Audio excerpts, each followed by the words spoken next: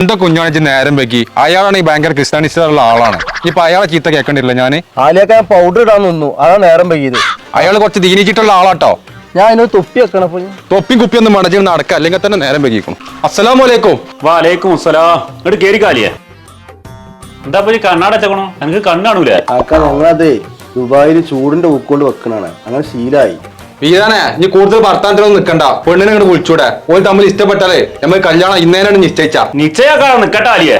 ഞാൻ ഓനോടൊന്നേ രണ്ട് കാര്യങ്ങൾ ചോദിച്ചറിയാണ്ട്. വലിയ കടുപ്പുള്ള ചോദ്യം ഒന്നും കുട്ടിയെ ഞാൻ ചോദിച്ചണില്ല.